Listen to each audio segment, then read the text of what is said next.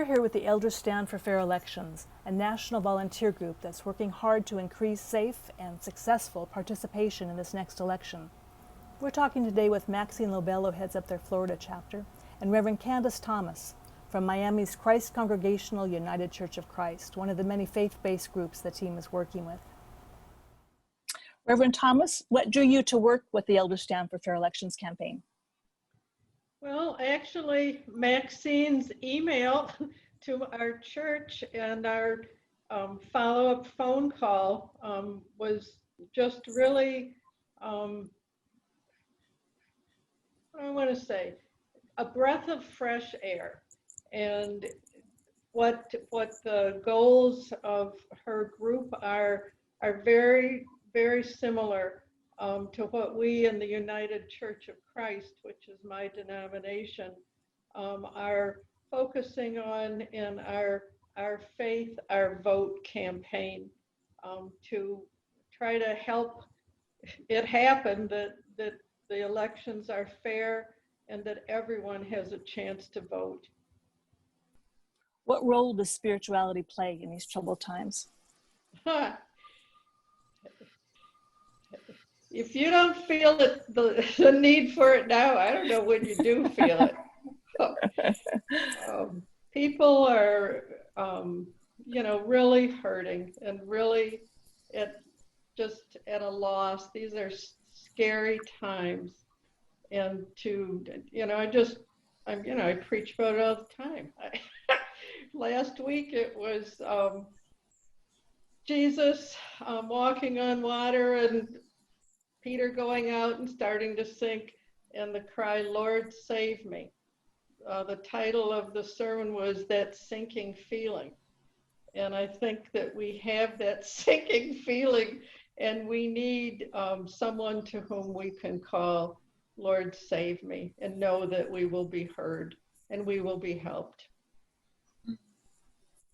What would you say to people who feel that these are the end times, so there's no sense in taking any action to try to change things? I'd say that's crazy talk. It's not over till it's over. No, I think that kind of thinking is just alien to me. I think as much as bad things come unexpectedly, I think good things come. And God calls us to partner with God. We have a responsibility as stewards of this planet. And God has given us that responsibility because God thinks we can do it. And do you feel that sometimes the image of religion is used poorly, is used hypocritically, I should say? Oh, I don't know what you're talking about. Where's my Bible? My Bible's usually here. I could hold it up for you. Yeah, that's really, really disgusting. It really is when someone twists scripture and uses it as a prop. It is disgusting. People who don't know a spiritual sense of themselves often will brush off religion because of how it's used, and that's what I want to try to explore. If they think that the people that are twisting, and it's happened throughout history that people have twisted religion to get power, and right. They brush that off then and think that that's what it's all about. And so the image that the country has, or that the media has, of what the religious vote is not as consistent as they would portray. Is that correct? We have a spectrum, Christianity's a big umbrella, and there are lots of subsets under it. In the United Church of Christ, at least most of the churches that I know are progressive, and that's on one end of the umbrella. And then you have them down to very conservative, and we do not all believe the same things. In fact, sometimes it might seem that you're in a total separate religion. They may not understand that there is a wide diversity under the label Christianity. What I believe, what fellow church members believe, may be very, very different from what other Christians believe. That there's a hymn. They'll know we are Christians by our love. You use that yardstick and see if you got a Christian. How would you define progressive? You said you're more progressive. How would you define that? I think progressives are open, are very open to a lot of different understandings of what it means to live out your faith. They're not big on heaven and hell. That the punishment time, the being afraid of God. No, they trust God.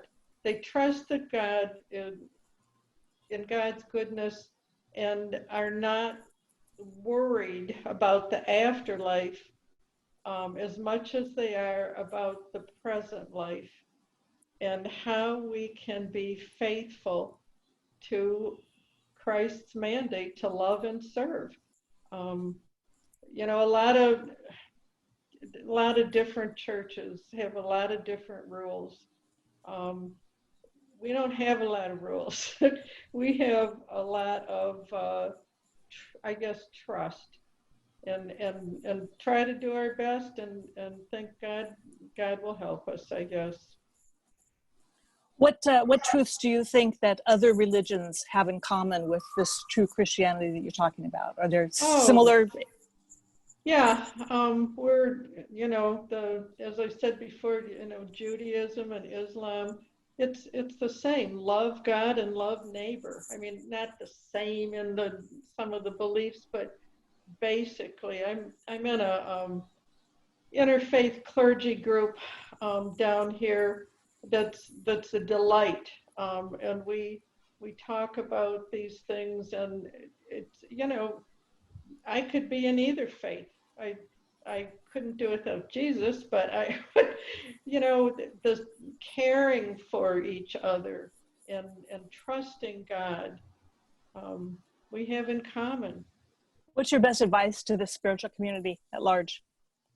Practice some spiritual disciplines to strengthen your spirit and to, I guess, have a deeper sense of the connection between our faith, our spiritual life, and how we live that out. Sometimes people think that spiritual stuff is just sitting or kneeling and praying and just being quiet.